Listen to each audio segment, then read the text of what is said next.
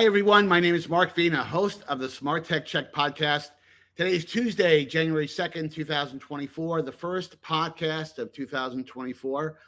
I personally want to say good riddance to 223, so I'm off to an optimistic view of what 2024 is going to look like. Today's podcast is entirely focused on Wi-Fi 7, the new Wi-Fi standard that should be rolling out. And here with me to join me for the podcast, who is an expert, on that very topic, is Claus Hetting, the CEO and chairman of WiFi NOW. Claus, Merry Christmas, Happy New Year, the whole spiel. How are you? And to you, Mark. It's great to be on your show. Thank you so much for inviting me. I don't do enough of these things, so I'm very happy to be here. Thank you so much. Well, you're going to become world famous after you do my podcast.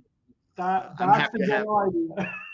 No, this is a really important topic, and we're going to get into this a little bit. We'll get into a little bit of the technical minutia of the advantages of Wi-Fi 7, some of the shortcomings, and some of the players in the field that you and I had when we had our call before the end of the year. I had kind of expressed my frustration, and it's been like this for years, by the way. It's not just a moment in time, about why the big players, who have Wi-Fi 7 in the devices or Wi-Fi advanced, versions of Wi-Fi, they can't seem to message it properly, but we'll get into that. But before we jump into very good question. It's a very good question. And I'm happy to send a message from your podcast right here, perhaps to inspire people a little bit better, but we'll get to that. Right? Yes. So let's spend 2 minutes on you to kick this off. Sure. Let's talk about Claus and your Wi-Fi NOW organization. Yes.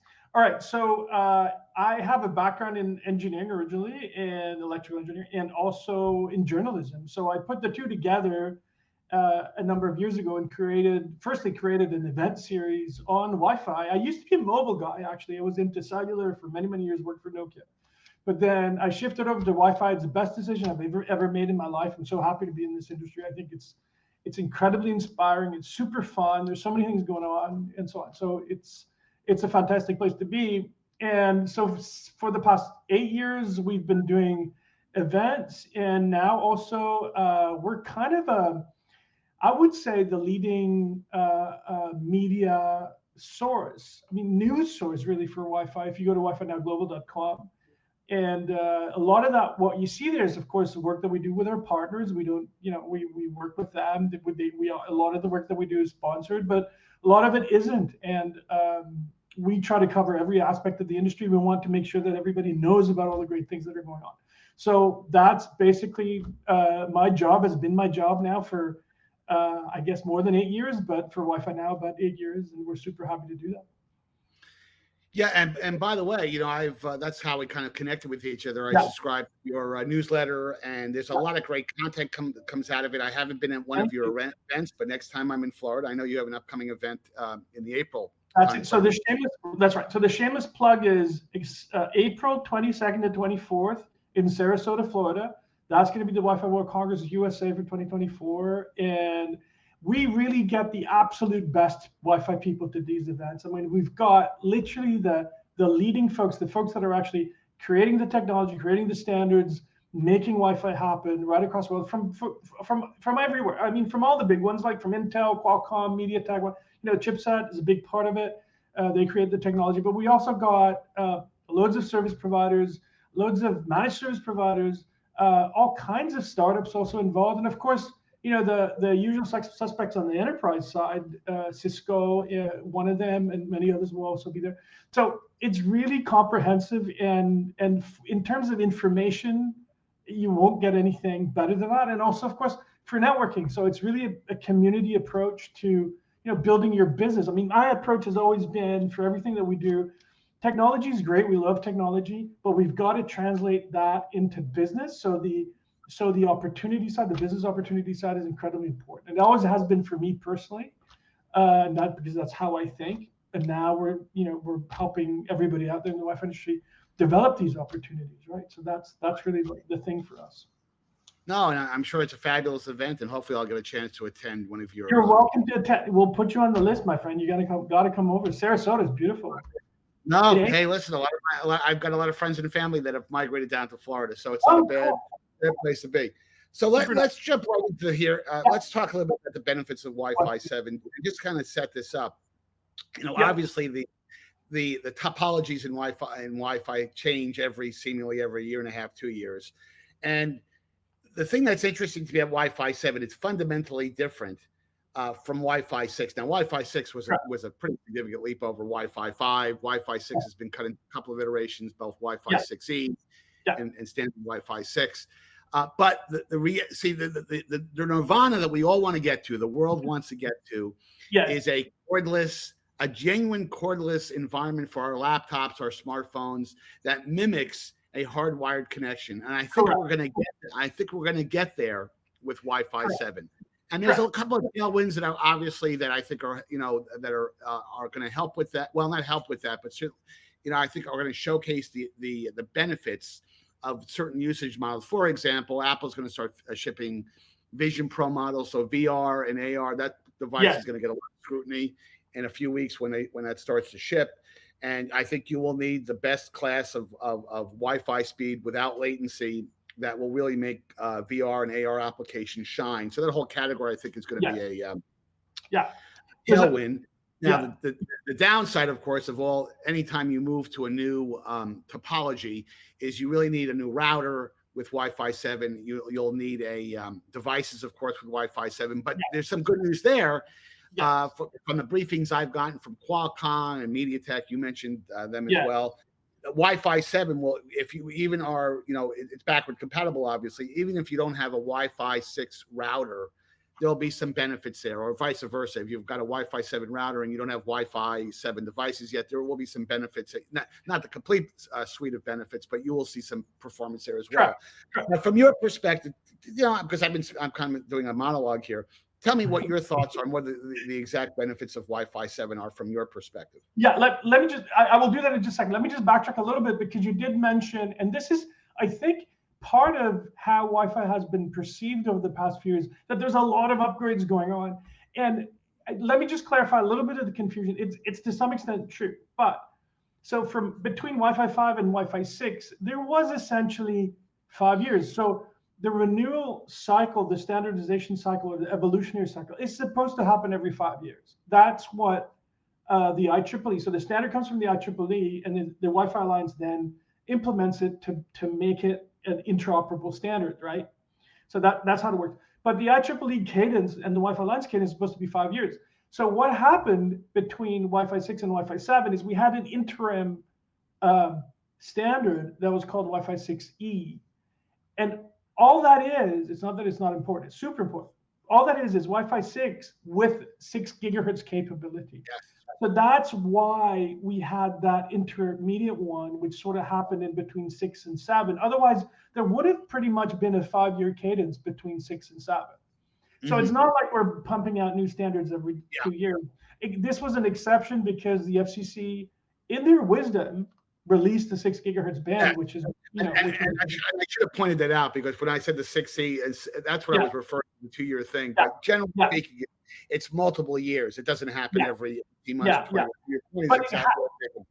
But it has, there is a whole bunch of things that are confusing about it. So all the people out there need to remember is 6 to 6E is simply moving Wi-Fi 6 into the 6 gigahertz band. That's all that is. It's super important because it gives you a huge amount of band in 6 gigahertz. There's 1.2 gigahertz of band in the United States for in the 6 gigahertz band, right? For Wi-Fi, it's massive. So, and it's unused, it's pristine, and it's just a huge step forward. That's just from 6 to 6E. Right. So 7, let's talk about 7. So 7, exactly as you said, the ambition with 7 is to make it so that it works as well as a wired connection. That's what, when you talk to folks like that are developing the core technology, if you like, the chipset, like Qualcomm, like Intel, and so on, right, and MediaTek and so forth, Broadcom, I guess, as well. The ambition is to make it wired. So as always in Wi-Fi, maybe not always, but for the past few iterations of new standards, we've had 2 things happening. It's good to think of it as 2 things. One is increase in the speed and the capacity and all that. We have that in Wi-Fi 7. In fact, it's nearly crazy how much capacity you can deliver on the AP side, because APs now will support, I mean, the chips that go into the Wi-Fi 7 APs, the router or the gateway for that matter in your home, or whatever it might be, enterprise access point, will actually deliver up to 35 gigabits per second of speed, which is out of this world, right? Because it's massive. It's massive. It's insane, because who even has a fiber connection that's that fast? Not a lot, right? So that kind of takes care of the speed for a very long time, right? And likewise, capacity, right? So speeds and fees are important. So that piece of it, and that's basically governed by the wider channels, so 320 megahertz channels, and by 4K QAM modulation. So those two things take care of the speeds and feeds piece. That's what really boosts the performance in terms of the raw speeds, right? So, but that is actually, I mean, that is what it is, and it's obviously important, but that, in my view, is not the most important part. In terms of what additional quality does Wi-Fi 7 deliver? Because it's really a quality play, right? It's a quality of experience thing. Everybody wants something more reliable, right? And I think we've come a long way in with previous standards. But what Wi-Fi 7 does, there's actually two things that are completely new and a big leap forward in terms of reliability, also low latency. So the first thing is something called MLO, multi-link operation. And yes, that is, yeah, right. So that is, as the name says, several links operating at the same time, which means you will have, if you like, redundancy built into your connection. You will also be able to, right. So you'll also be able to circumvent things like, okay, if there's interference in one channel, the other channel is still there. If you need very high latency, for example, for gaming, whatever, you still have two channels to play with, so to speak. So you will have all the good things that come with parallel channels, redundancy, and also additional speed. But it's more about redundancy, in my opinion, than it is about and quality, right? And that comes in very handy, and I can attest to that. Yeah. I've been using Orbi's mesh routers for years. I now have their 6E set up, and when you have that kind of redundancy, because the 6E, of course, router Orbi mesh routers have that. It really, it wasn't so much a speed improvement as it was, hey, now I can reliably use my Wi-Fi capability, regardless of how large my home is, which is a big deal. So you have dead spots. But you're absolutely right. There's a reliability piece that I think is very comforting, especially if you do podcasts and things like that, right? Video calls. Yeah. No, exactly. And the idea, of course, is to offer this very, very consistent performance for things like this, right? For your podcast, for whatever you're doing at home, and so on. Gaming, player gaming. Huge thing. Anything XR, it's is I mean, in those cases, the low latency is critical, right? Because you can't properly function. I mean, for gaming, we know the low latency is critical, but for XR, it's even more critical, because you will not be able to function inside the virtual universe with everything lagging. I mean, your senses wouldn't even perceive this correctly, right? If there's and even mundane things like smart home IoT devices, that because you want, again, if you want to open the garage door, you don't want any delay at all. Not that it's majorly delayed right now, but we have homes today that have 50, 60 IoT devices, Windows lights, and that stuff happens instantaneously when you have that kind of latency-free infrastructure. Correct. And the other big reason why, and this applies to both 6E and 7, by the way, the other big reason why the reliability is being improved in Wi-Fi is because we're using the 6 gigahertz band, and of course Wi-Fi 7 does that, or can do that. It doesn't have to use the 6 gigahertz band, but obviously there's big advantages in this using the 6 gigahertz band, because it's clean. There is nothing in the 6 gigahertz band other than Wi-Fi right now, and there's no legacy Wi-Fi there. So in 5 gigahertz, there's lots of Wi-Fi 5. In 2.4, there's everything. There's all kinds of things. But that will really improve the performance. Just the fact that the 6 gigahertz band is practically empty and there's so Yeah, much of no, it. right. No, that's a great point because even if you're not a technical person, Right. 2.4 or 5 gigahertz, those are legacy bands, especially Yeah. 2.4. And Yeah. there's a lot of, there's a lot of traffic, Yeah. and without getting into all the technical inertia, Yes. given that 6 hertz will be a clean band, it's a virgin band, that's Yes. really up on the reliability side. So that's a great point. It's a big thing, and I can tell you what's now, and this is probably something that very few people know if they're outside the Wi-Fi industry. So far, all of the 6 gigahertz equipment, access point equipment, or routers and gateways, have only been approved by the FCC for indoor use. Because there are certain utilities and whatever that use 6 gigahertz for point-to-point microwave and things like that. So in order to not interfere with them, so far they have been only approved for indoor use, which is fine, obviously in your office and in your home or whatever. So the next big step, which is I'm told imminent, is to allow what's called standard power Wi-Fi, which is the full power that we know from Wi-Fi 5 and Wi-Fi 6, allow that also to be used outdoors and indoors as well, but also outdoors for the first time. And in order to do that, this gets very complicated. This is a subject of another show, but there's a function called AFC that you need to implement, and all the vendors nowadays, they have the equipment, everything is set up and to do this. But it has to do with, it's a system that allows Wi-Fi, 6 gigahertz Wi-Fi to operate outdoors without disturbing utility microwave links and satellite links and things like that. If they are in the area, you're not allowed to use it. If they're not, you're allowed to use it. That's basically how it works. But this is something, this is not something for consumers to know. This is something that the Wi-Fi industry works on and makes available for APs and for devices and everything. So everything works perfectly. But this is just about to happen this year. But it's a big thing because it'll then expand Wi-Fi, 6 gigahertz Wi-Fi, including 7 and 6E, to the outdoors and to places like stadiums as well, which is huge. Well, absolutely.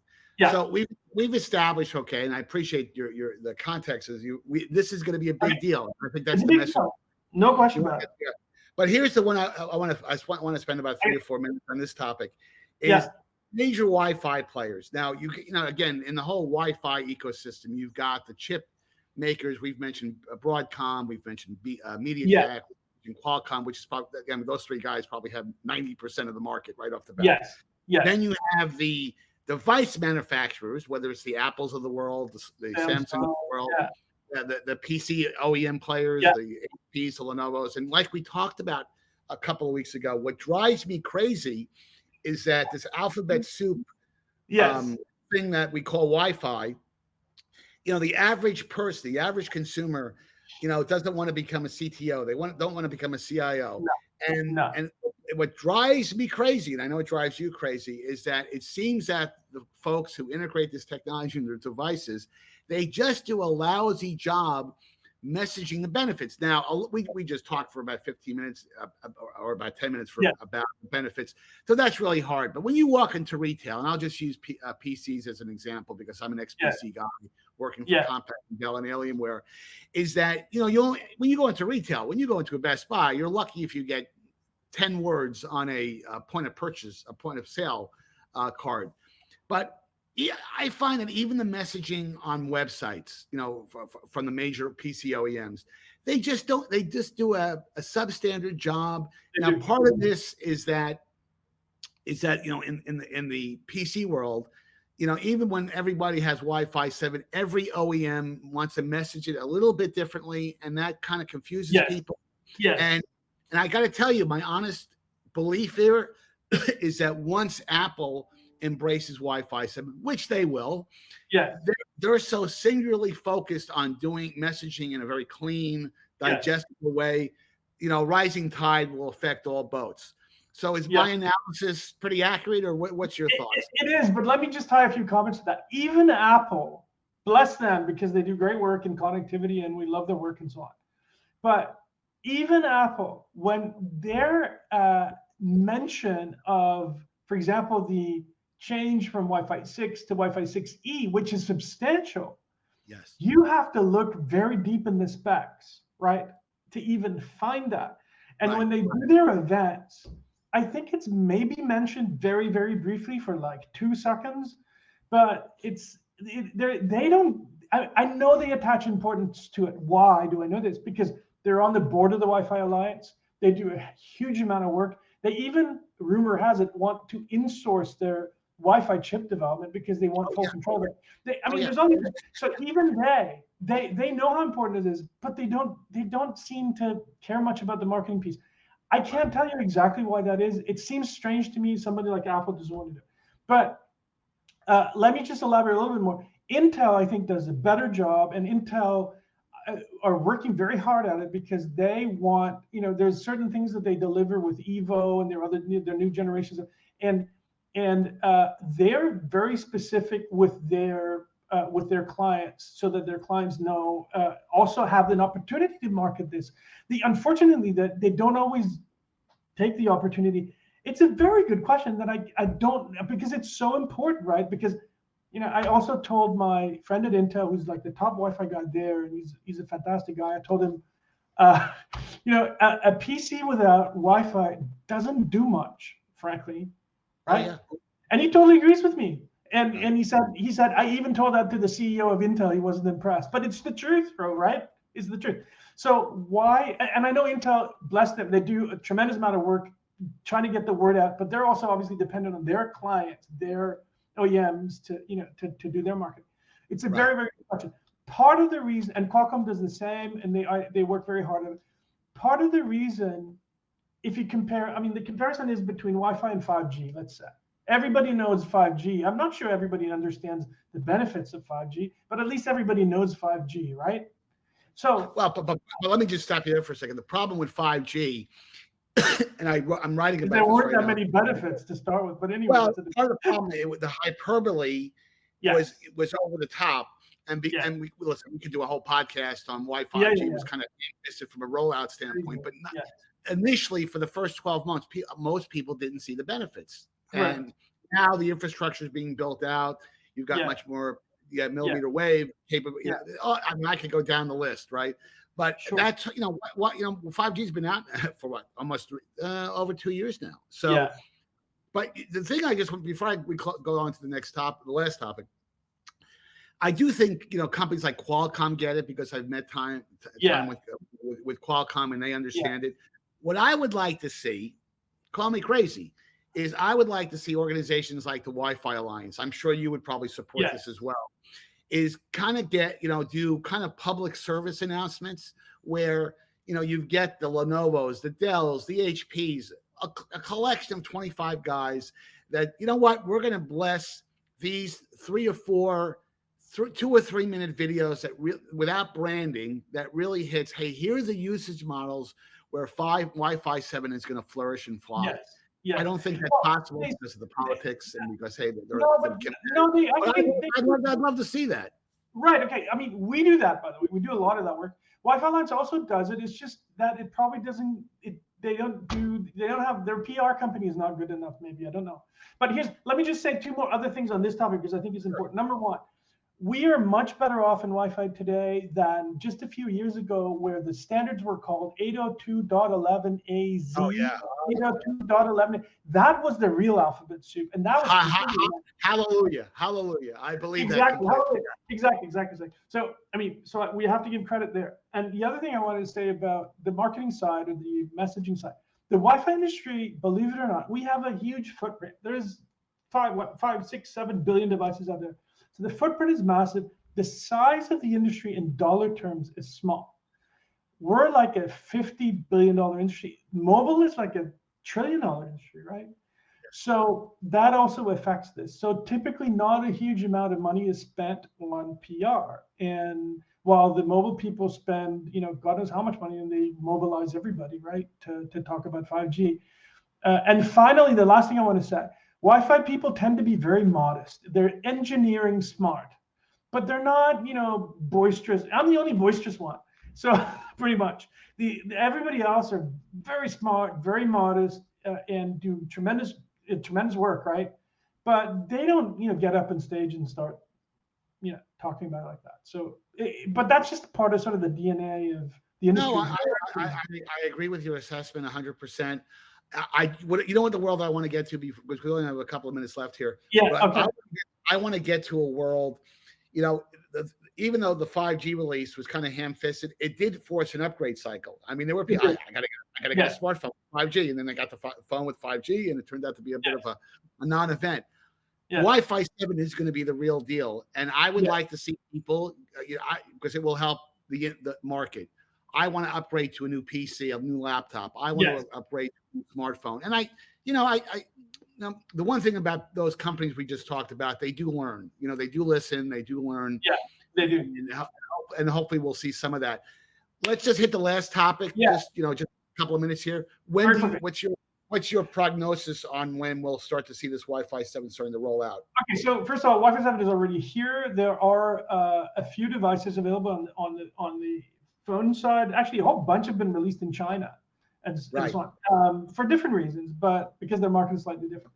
But the access points are here on the enterprise side. On the home router side, we haven't seen it on the gateway side from the service providers yet, as far as I know, but that's coming. So at CES, which is only a week away, I'm sure we're going to see lots of Wi-Fi 7 announcements, lots and lots.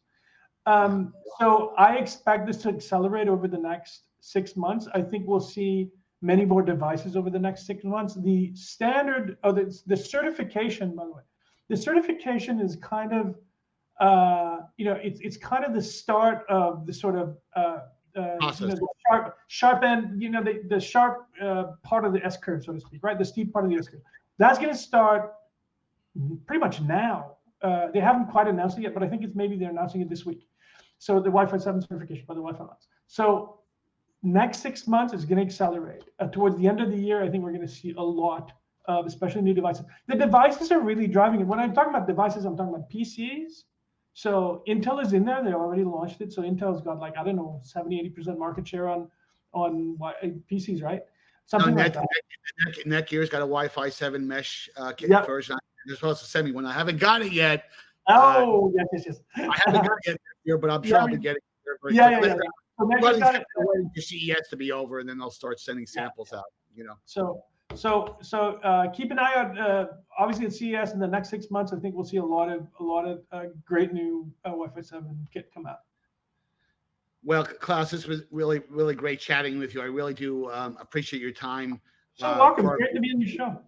No, I appreciate you joining us. For our viewing and listening audience, thanks for making sure that the SmartTechCheck podcast is part of your day or commute.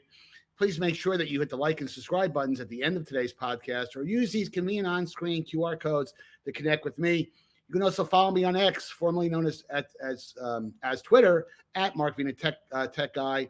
Claus, thanks again, and until next time, have a great week. And I've got a QR code up there in case you want to get more information on Claus.